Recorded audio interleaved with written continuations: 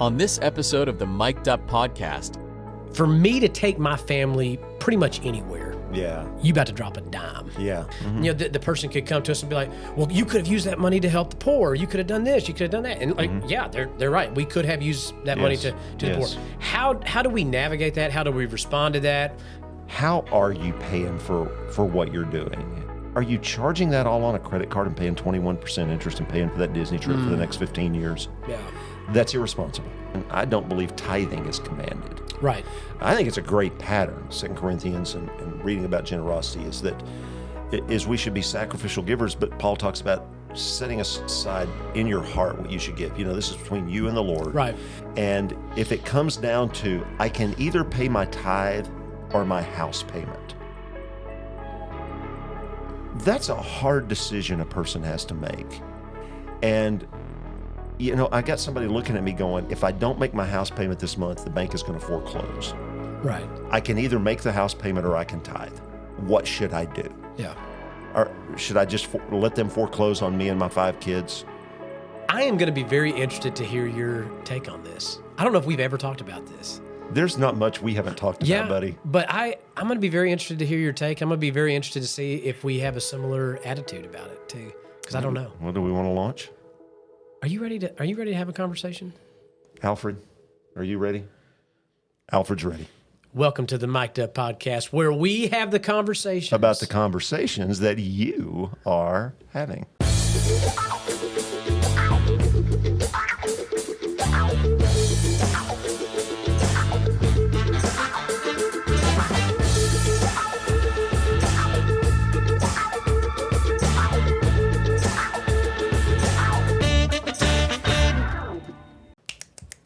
We got it. Did you see that right there? Yeah. I just added some snaps into the microphone. That was good. Did you like that? I did like that. I feel like that was a added touch there that needed. Podcast needed. I'm feeling pretty snazzy now. We just added another 2 countries with that.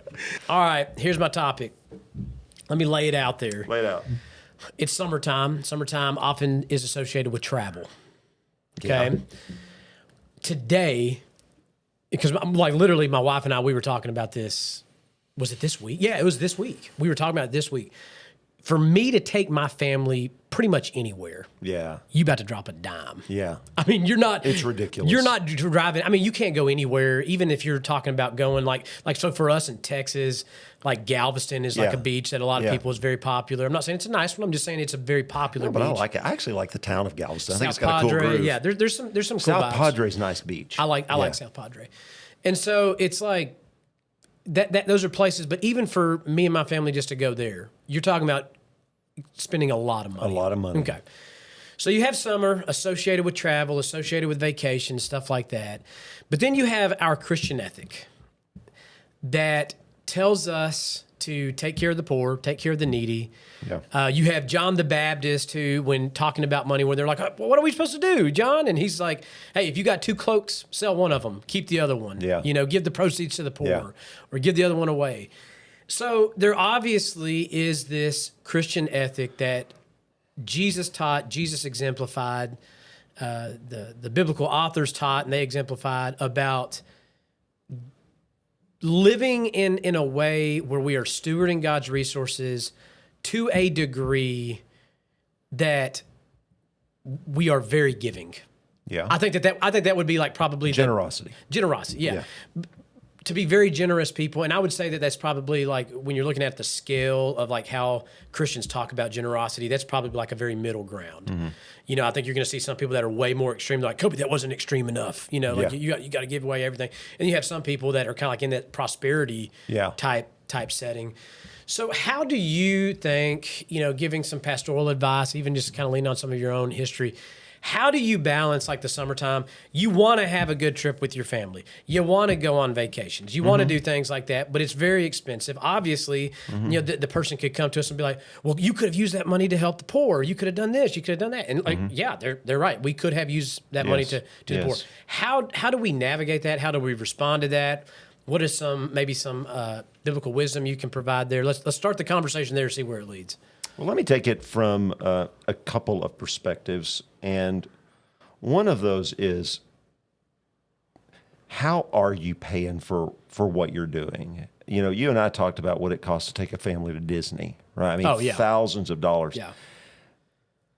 And so let's talk about responsibility before we get into the generosity thing. Even are you charging that all on a credit card and paying 21% interest and paying for that Disney trip for the next 15 years? Yeah.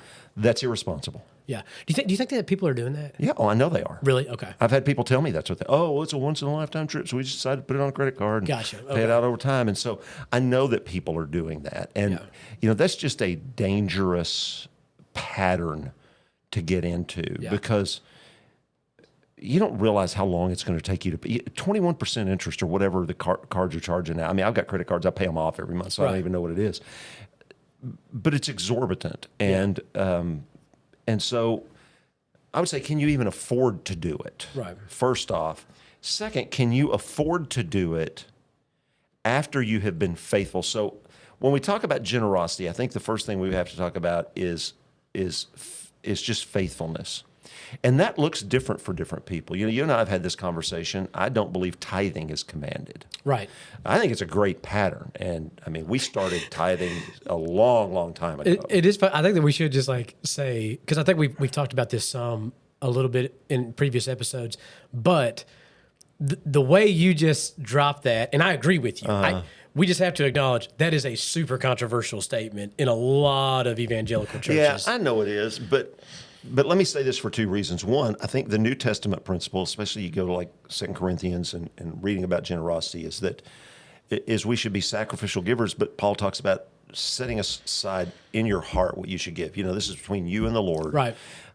Jesus talks about not to let your right hand know what your left hand is giving. So I think it's between you and the Lord. And here's two things on both sides of that. One is if I've got a family comes to me and says, man, we don't have health insurance and my wife's going through chemotherapy right now. And we have nothing and we're selling our possessions. Yeah. And they're going to say, am I still required to give 10%? I'm going to say, no. Unless the Lord leads you to do, if the Lord leads you to do that. And you say, Mike, you don't believe the Lord can provide. I have seen him literally supernaturally provide for me and my family in ways that you can't explain any other way. And let's say you got a new Christian and the new Christian comes to you and they're just, let's say their spending habits have been bad and they're just in over their heads. Let's talk about helping them get out of debt and get on a firm footing. First, I'd say go ahead and start giving something. Start somewhere and put some goals in there. So on that end of the spectrum, and you say, Mike, you're saying just because you're poor you shouldn't tithe. No, what I'm saying is that it depends. It's not just your poverty level. It's where are you financially? Yeah. And if it comes down to I can either pay my tithe or my house payment, that's a hard decision a person has to make. And, I got somebody looking at me going, if I don't make my house payment this month, the bank is going to foreclose. Right. I can either make the house payment or I can tithe. What should I do? Yeah.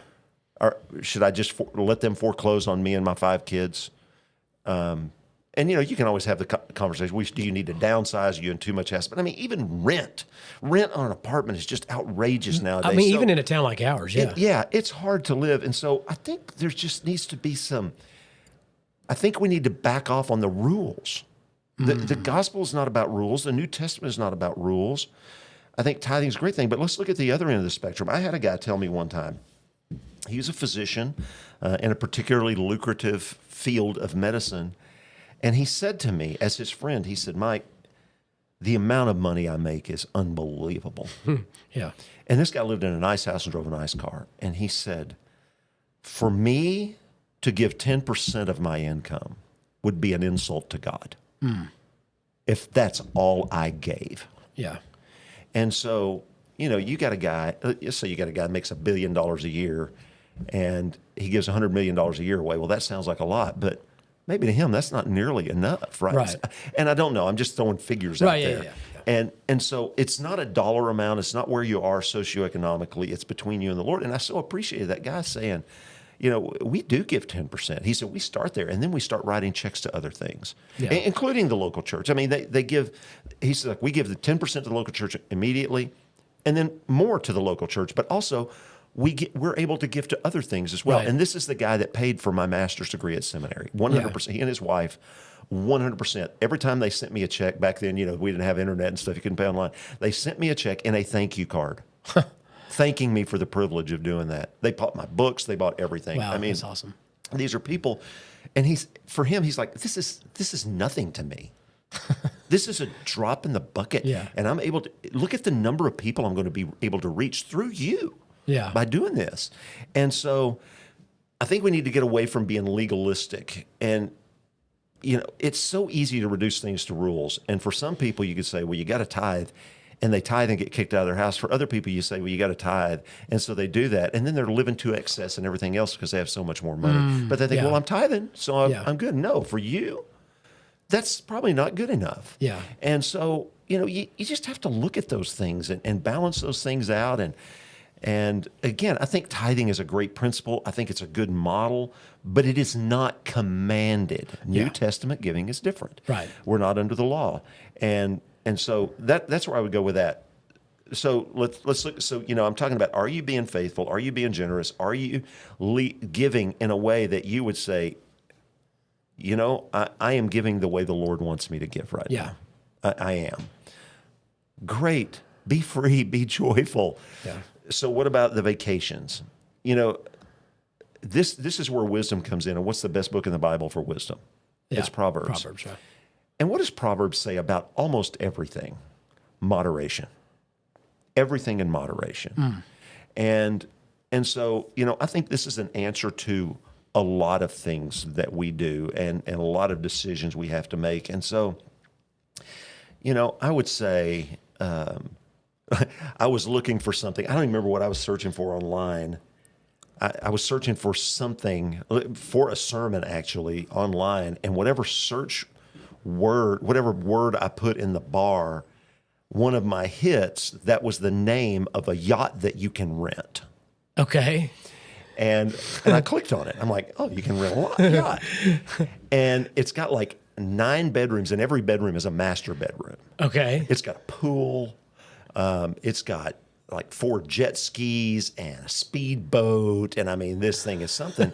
And I think the price on this, and there was a company that had a bunch of them, but this one yacht you could rent for, I think, $175,000 a week plus expenses. I'm thinking, what other expenses are there? Yeah. My word. Yeah. $175,000 a week. Now, let's say you're worth $50 billion.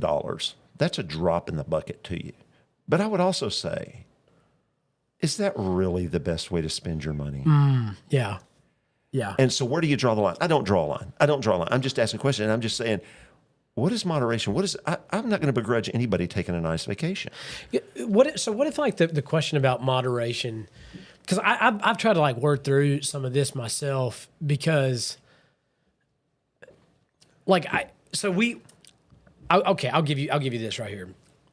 Personal testimony. 2 years ago, my wife and I, Courtney and I, we got this deal to where, like, if we were to go listen to like a 90-minute timeshare. Yeah, I get those emails all the time. Yeah, so like we've done it like 2 or 3 times, and like we've had great family vacations off of these things. Like they'll give us like, it's like, for $200 you can go have this $1,000 stay or whatever, but you just got to listen to this thing for 90 minutes. And so we did one of those, and we did it in Orlando. Not anticipating going to Disney World. And man, when you get there, that daggum mouse has like, there's like a magnetic pull once you get to Orlando. Did you have your kids with you? Oh yeah. Oh, you're going to Disney. We had all 3 of the kids with us. Well, we're not going to go to Disney. Oh, dude, come on. I had this plan. I was like, oh man, we're going to be great. We're going to be gravy. Like no Disney. We're going to have a great time. Our last day of the trip, man, the girls, in which they didn't ask us, but like we were just like, all right, like we have some options here. What are the options?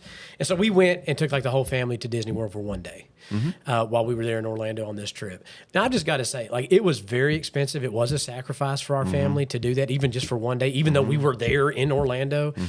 That day is one of the most memorable, fun times I've had with the family. It was so great. Would you say it was worth what you spent? It was worth every dollar. Great. It was worth every dollar. And so I guess like my question. But I would also say, a guy in your socioeconomic layer where you are, do you need to go do 2 weeks at a Disney resort? No. I mean, do I you wouldn't need be to go able spend $25,000 at a Disney No, I mean, resort? but and that would be one of those deals where like. But what if you said, look, I'm going to stop tithing or giving to the church and you can't so that be I can generous? save up $25,000 to take my family on this really great trip? Yeah, that's a good. Then I would say, no. I would say that is unwise. Is it sinful? Yeah, perhaps. I mean, if you're cutting off your giving, cutting off your generosity. But like for that guy that you're talking about who is like abundantly generous, very open palmed, yeah, that might be able to still swing that 1 week or 2 week vacation. Okay, let's go back to my physician friend. Yeah, your physician friend. And he says, look, I'm going to spend $25,000 on a vacation with my kids. I'd go, that sounds great. Yeah. That sounds great. Yeah. Because he is so generous. Right. And so humble and so modest. I would also say, are you, so I have the Hilton app. Yeah. So I use Hilton points. And so I get those emails. They're all the time trying to get me to go to one of their places and sit through a 2-hour presentation is what they say. And I haven't done it, but every time I reserve a place at a Hilton, they start saying, hey, would you like an upgrade for this much money? Would you like an upgrade? You can use your points and get an upgrade. Yeah. And I have used points to get an upgrade. It's points. Yeah. But I've also looked and said, like, hey, upgrade to this kind of room. And I've looked at it and gone, oh, that'd be really cool. But do I need to really spend $100 a night more? Mm. Is that the best use of my money? Yeah. For the place I'm going to sleep? Yeah. Because that's all I'm doing there. I'm sleeping there. Right. I'm on vacation. Yeah. And so I think it just takes wisdom and discernment to say, is this really what I need to do? When does community, the wisdom of other believers come into a decision like that? Well, let me give you an example. But I just read an interesting article this morning, by the way, about decision making for yourself, and it was talking about how when somebody comes to us advice, we can just give them advice rapidly, and good advice. But when we're in the same situation, we agonize and we can't make a decision. Oh, 100%. And it talked about, because when you're giving advice to somebody else, you're on the outside of it. And the advice in this article was about creating a self-distance, like treat it as if you were giving advice to somebody else and try to take yourself outside of it. Let me give you an example. Real life, from my life recently, I had an awesome pickup. Really nice pickup. It's 2016, so it's a 10-year-old pickup. And, 10-year-old pickup, you're going to have some repairs. And I'd spent $7,000 on this pickup in about 15 months. And it's paid for, of course. And so I'm looking at it going, wow, that was $7,000, which is, what's a car payment? Yeah. And so I start looking at it, and so I was thinking about getting a different kind of car. And so I started looking, and I came, I looked at the numbers and thought, man, I can trade this car in and buy this car, and on my new car, the payment is very, very small. Right. Still got warranty on it. Yeah. Low mileage, and I mean, my payment's like $230 a month. And so, but what I did is I talked to 3 people that I trust. Yeah. Who are very wise with their money. And I just said, look, I don't mind helping somebody else make this decision, but I said, I just need to bounce this off somebody, and I'm going to tell you my situation. Oh, and the mechanic that did my last work let me know, hey, within the next year, you're going to spend $10,000. Yeah. So I'm looking at $10,000. That's an easy. And versus, $2,500 for a payment, right? Yeah. And which I could buy a new car and things could go bad on it. Right. And so I sit down, I talked to each of these 3 guys separately, and all 3 of them said, Mike, it's time to get rid of the truck. Yeah. And I'm like, okay. And I talked to my wife, and I said, hey, this is what these 3 guys said. I want to know what you think, because she's in the middle of it with me, right? Right. And she goes, yeah, this is what you need to do. Yeah. And And part of it was I didn't want to. I loved the truck. Yeah. I mean, it was a great truck. Yeah, and I enjoyed driving it. But it was the smart thing to do, and I miss my truck. I mean, I'm not like emotionally attached, but I miss having a pickup because it's very useful for things and it's fun to drive. Yeah, you turned your man card in whenever you got a car, but it's okay. Yes, I did. For those listening, I bought a used Tesla, so it's a big difference. I'm enjoying the Tesla, but I had to fill up my gas cans for my lawnmowers the other day, and I'm like, where do I put these? And so yes, I went and asked him. I said, hey, I know this is a small decision to you guys, but I want to make sure I'm being financially wise. What's the wise thing? And the way I explained it, I just said, help me. I don't know what the right thing to do is. Yeah. I'm not inclined to get a new car. I'm not inclined to keep the truck. Either way. And all three of them said, it's time to sell the truck. Yeah. And so I did, and I feel really good about it. And so I do think it's good to say, hey, man, to somebody who is wise with money. Yeah. And say, what should I do? I think it's also wise to look at some people you trust and how they spend their money that have money. Yeah. I have some family members that have a lot of money. I mean, like a lot. Yeah.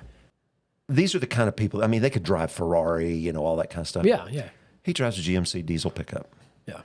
And they're empty nesters. They went to one car. Like, yeah, we didn't need two cars. We can get by on one. Yeah. They're both retired, Yeah. And so we're fine. We didn't see any reason to spend the money on another car. Right. Yeah. Well, they could easily buy. I mean, it's not going to hurt them at all. Right. Yeah. But they were like, why would we spend the money on that when we don't need it? Right. And bear in mind, his is it's a top of the line pickup, right? Their house, really nice. They could have a lot more house. Yeah. Like she buys clothes at Costco, and places like that. And so I look at these people that have a lot more money than I do, and when they go places, they don't go crazy. There's moderation. There's moderation. So I know we started out just talking about vacation, and this sort of morphed into other stuff. But I think it's all like. But I would say when it comes to the things there's nothing wrong. There's just nothing wrong with having nice things. I don't see the Bible condemning that. Yeah. I do see the Bible condemning greed. I see the Bible condemning turning a blind eye to the poor. I see the Bible encouraging generosity to your local church and to other things. But if, I've said to people, like, I've got some friends that have a lot of money, and they're like, well, we were going to have you over to our house, but it's a really big house because my dad left it to me and we moved in there. And I don't want y'all thinking we're all... And I said, has the Lord blessed you with a nice house? Yes. And I said, why would you be ashamed of it? Yeah. Why be ashamed of a gift God has given you? Yeah. And I guess that's where like that tension is, because like I said, I'm sure that there are Christians. In fact, we joke about the global audience and stuff like that. There's probably some Christians listening to this in that global audience that probably are deeply uncomfortable with some of the things that we're saying right now. Probably. And let's just say compared to much of the world, we would be considered wealthy, right? But you and I aren't the kind of people that are going to go spend our money on a week at a Disney resort. And well, certainly not. I mean, certainly not if it's something. I but feel we're like not the like kind of people that can do that kind of thing. We're not the kind of people that can do that, right? And so it's like one of those deals where, I think how you've kind of laid it out, it's like if you're looking at how to look at your resources, obviously, I would say this. I would say that Scripture does maybe implicitly command us to take care of our base needs first with our finances. Yes. And again, I want to say that implicitly because let's use like simple math here because I suck at math. All right, let's say that like it costs me $100 a month to live, and my salary is $200 or something like that. Okay, so I got like $200 there. Let's just say that like I'm coming in with like a 10% tithe off that. That's $20. It takes me down to $180 that are like disposable at that point in time. But it cost me $100 to live. It's like I think that you see implicit commands, because if I were to take all $200 of my dollars and give it somewhere else, now I'm dependent on the generosity of somebody else to come alongside. And I don't think that we see that anywhere in Scripture. No. So it's like, okay, it cost me $100 to live. Boom, I need to take care of that first. Then I go and I say, all right, how can I be generous? Like, I've taken care of the needs. How can I be generous? And then I think there is this freedom, as you have talked about so far, to say, okay, do I want to save for the Disney trip 5 years from now? Yeah. Do I want to save for the trip down to South Padre? Yeah, let's say you've got that extra, let's say you've got an extra $50 a month. Yeah. And your kids are little. Well, when they become teenagers, we want to do something really great. So we're going to set this money aside. Yeah. And I think that you even like Go hold that ahead. money. Like, I think that you hold that money with like an open palm, like, God, like this is still yours. Yeah. So if you tell me to do something with it, I'm gonna that's do great. it. But I'm Yeah. not going to have shame that I have it. No, and there is not shame in that. I do think there's shame in the excess, in the greed, like it's never enough. I got to have the absolute best of every single thing. But man, if the Lord has blessed you with the kind of mind and the ability to generate a lot of income, and you are taking care of yourself and you're taking care of others and you're being generous to the Lord, and the Lord has gifted you with more, just say thank you. Yeah, say thank you and steward it well. Yeah, and by the way, I don't think there's anything wrong with if you got the money and it's not an excess to you, go on that $25,000 vacation or whatever. The $175,000 yacht, I don't know. That's a week of. But I a would lot, just say, like, when you're looking at like maybe an experience like that, I would say, hey, could you go rent the yacht for $175,000 plus expenses? So let's say you're at $200,000 when it's all said and done. That would be quite the experience for that family, I would imagine. Oh yeah. But it's like, hey, could you also have another great experience with your family doing something for? Well, I'd say too. A That's got like fraction 8 of that bedrooms cost? on it. Yeah. Are there 3 of you going on this trip? Yeah, yeah. Come on. It's kind of like when I look at people. When I see a couple empty nesters build a 15,000 square foot house for the 2 of them. Yeah. And like, it's not like they have people staying there or anything. I'm like, why? Yeah. Why are you doing that? I mean, what's the point? Is it because you want people to know you have a 15,000 square foot house? And so there is such a thing as success. I've had this conversation with people, and here we are kind of taking another tangent, but how much money is it okay for a pastor to make?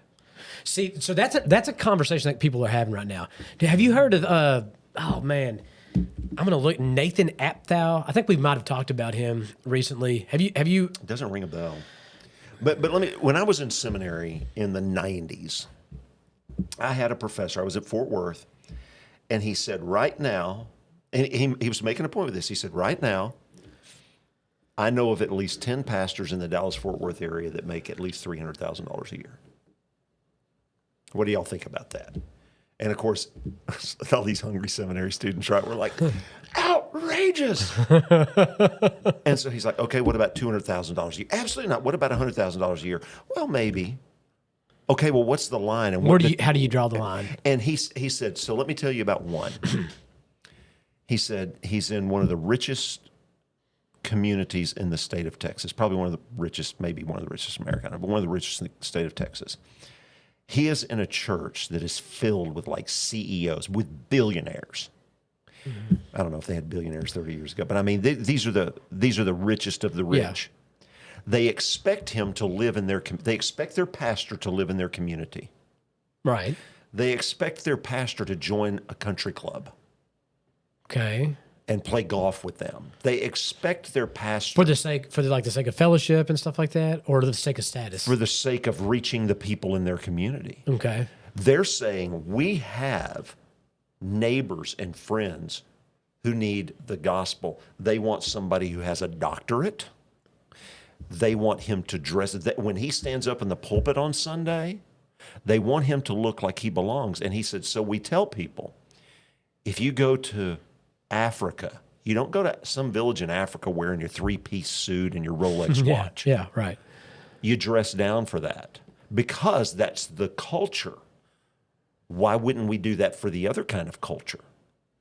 If you need to reach those people. He said, so at this church, they want to pay their pastor $350,000 a year so he can live in their community and be a part of their friend groups and have the respect of the people he's trying to reach. He's like, now, is it wrong? Well, if you put it that way, There's some But again, ministry things we that have these conversations. But let me ask you this: on that note, would you say that it would take a very special minister not to get caught up in all that? Yeah, I think you got to be really careful about because you and I have witnessed that, right? Yeah. We have seen guys. So that's where there's this guy. He keeps coming back. I thought he was gone, and he keeps coming back. His name is Nathan Apfel. I just pulled him up. Apfel, Apffel. And here's the deal. I would encourage all of our listeners to go and listen to one of his interviews on a podcast. I really would. Because I personally, when I look at what he has to say, it sounds very convincing, but the minute you start asking questions and kind of poking holes in some of his argument, I just don't think it holds up. But he's one of these guys that, there should never be a full-time pastor. Oh, yeah. There should never be a pastor that makes more than this. Every pastor needs to have a full-time job doing something else. Churches always mismanage money. Churches are these evil institutions with money, this and that and stuff like that. And this is a Christian. He's not a non-Christian. No, I get that. And I know where he's coming from. And, I think he's wrong. I mean, the Bible talks about how the laborer is worthy of his wages and how. Well, one of his problems is that he rejects Paul's teaching on that. He acts as if that's not that Paul was corrupted when he made that teaching. So there's problems there. Okay, well, but, it's hard for me to interact with him. Right? Really. Yeah, it's hard to interact when you. But what I would say, I had something interesting happen when I was young in the second church I ever pastored. There was a deacon in the church that made a lot of money. Yeah. Who didn't like me very much. And his brother came to visit. And his brother makes a lot of money. Yeah. And his brother, he introduces me to his brother, and his brother shakes my hand and says, "Are they paying you well?" And what am I supposed to do with that? I stand there sure. And he says, "You know what we do?"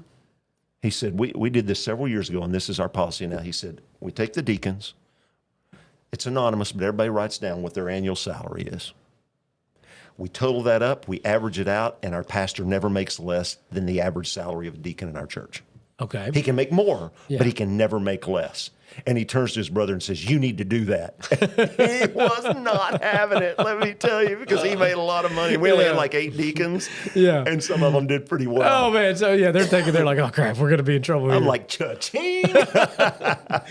Well, where have you been my whole life? And I was just like, "It's nice to meet you." Goodbye. Because, I mean, that's not going to happen. And I'm not, believe me, I'm not advocating that, but I thought it was interesting that he took that approach. But his thing was, our deacons are representative of our congregation. Why would we want our pastor that we have a responsibility to take care of to have less than our average deacon? Yeah. Now, that goes out the window when an Elon Musk type person joins your church. He's a deacon. You got one deacon, and our average is $75 billion a year.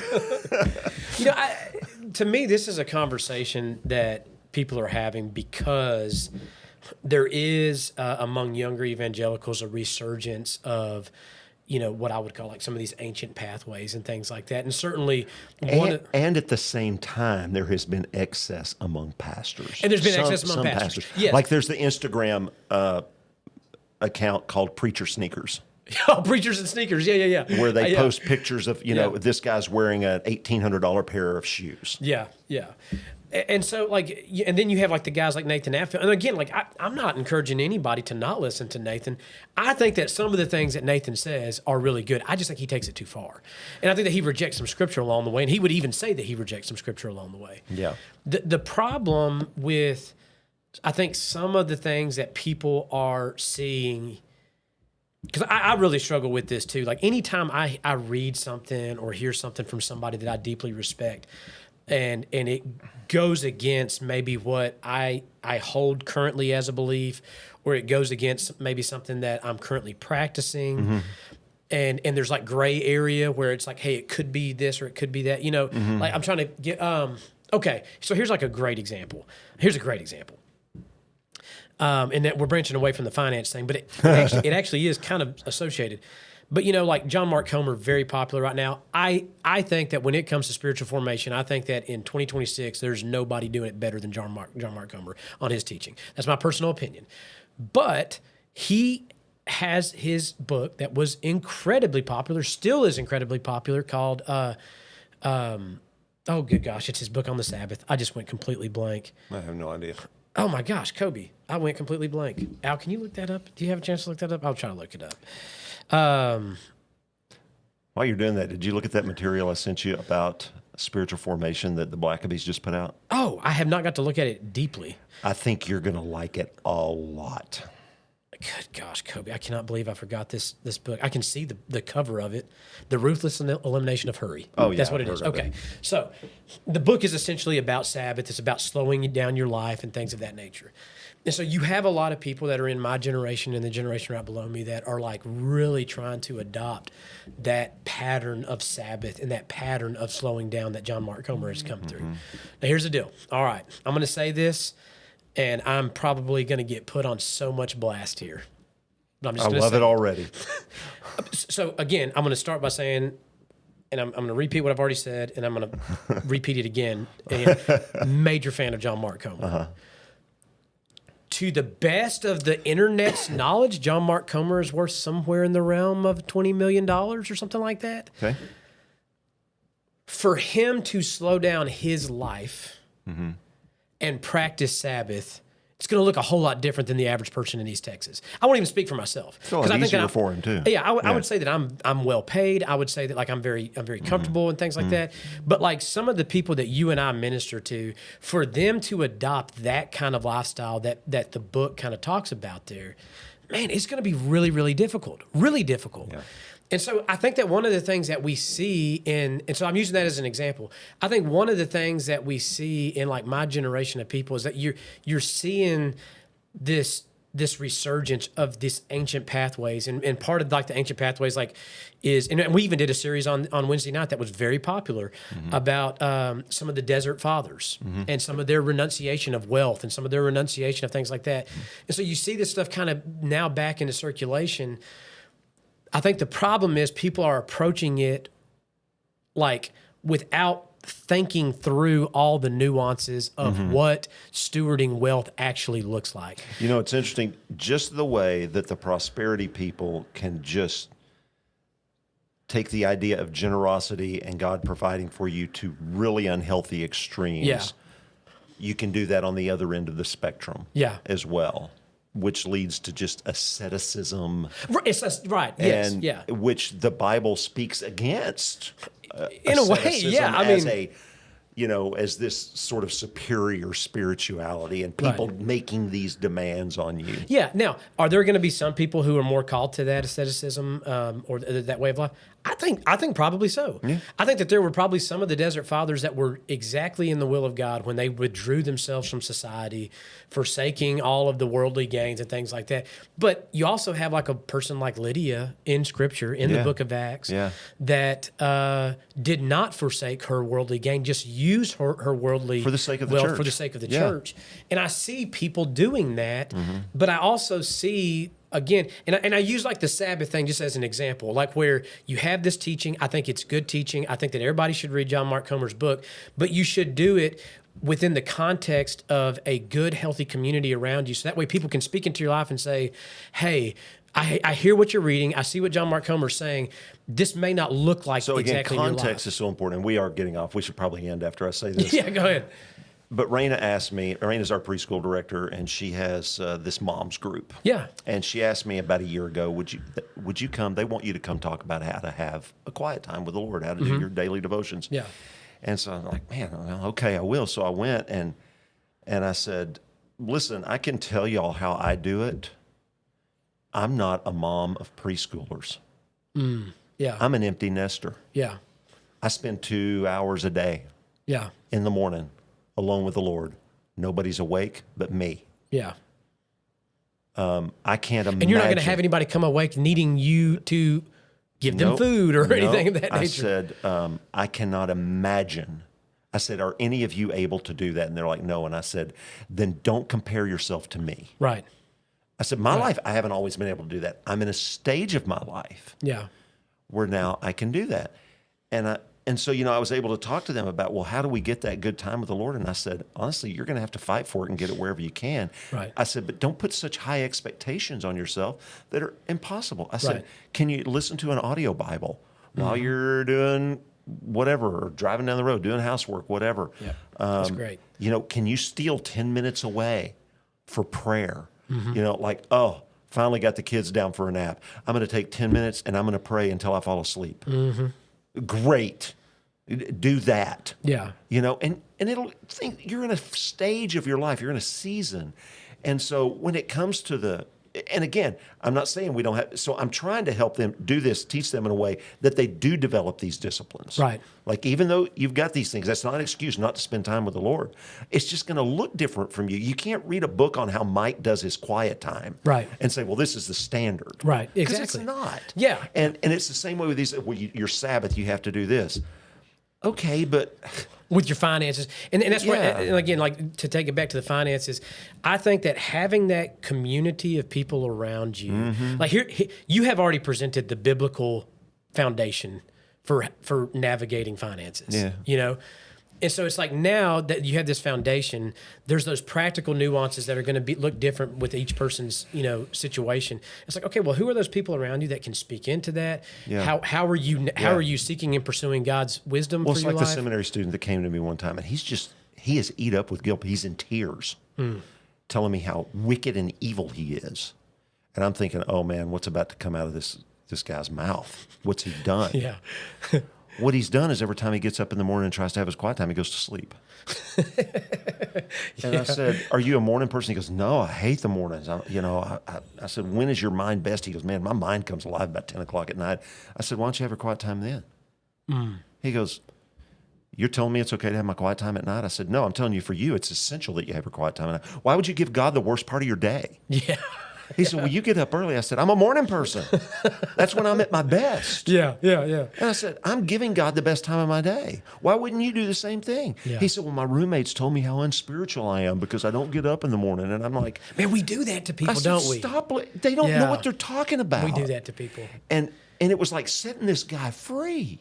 I had a conversation yesterday with Josh Best. He's an accountability partner of mine and a good friend.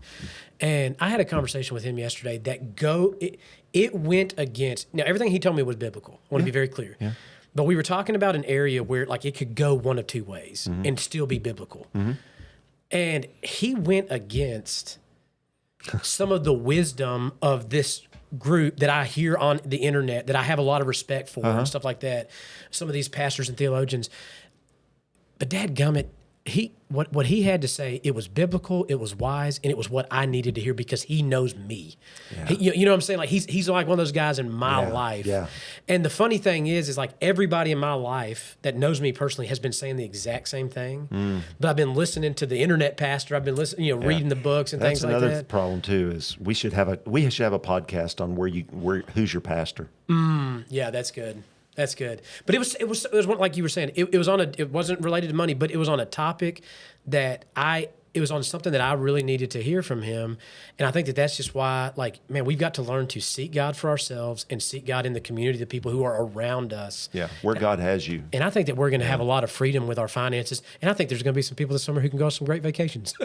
Why not? And do some fun, yeah. Why not? Yeah. So I feel like that's a good conversation. We started in one place, but we kind of covered a multitude of things. But it's all connected. It with is this all connected. idea of legalism and moderation. In fact, John Mark Comer, Practicing the Way. Yeah. I would title it A Way to Practice the Way. Yeah. Yeah.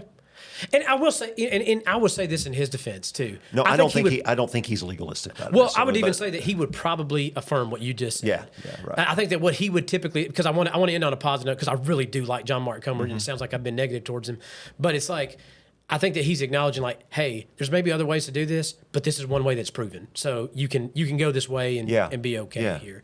And I think that there's wisdom to that, but you got to learn to pursue God in the way that He's designed you. We emphasize having a relationship with Jesus Christ. Yeah. Just like I would emphasize you have to have a relationship with Courtney, I have to have a relationship with Terry. We're going to practice those relationships differently. It's going to look different, yeah. And it's going to look different for you now than it will in 20 years. Yeah. And so that those relationship dynamics change because we change. Jesus doesn't change. We do change. Our situations change. The way I interact with Jesus is not going to be the way Al interacts with Jesus. Yeah. Al and I have talked about how we read the Bible differently. And I love to just sit down and read. And I read Old Testament and New Testament every day. And in the New Testament, I read it in Greek. Al's not going to do that. Al didn't know Greek, so he's not going to do that. So why would he even aspire to that if that's not his calling? And Al, man, I only wish I prayed like Al. Yeah. Al's one of the best prayer warriors. If I got a he prayer is. request, Yeah, I'm going to let Al Al's know. the guy to go to, yeah. But his prayer life looks way different than mine, and Right. mine doesn't have to look like his. Right. And so, let's cut each other and ourselves a little slack. Yeah. I'm not saying let each other off the hook. Right. To keep the disciplines, to be disciplined in our spiritual formation. And we need to learn from each other, but let's not saddle each other or ourselves with rules that the Bible doesn't give us. Yeah, that's good. That's really good. All right, I like it. Let's wrap this up. Let's wrap it up. Bye. Wrapped. It's wrapped. I was like, okay, I don't know what We do all I do? listening, What do we I were do just now? looking at each other like, how do we do this? All right. So all you global audience that are definitely here trying to get to Jacksonville because you're watching the FIFA World Cup, we will take you to JW's barbecue if you call us. We actually will. Yeah. Yep. All right. Bye.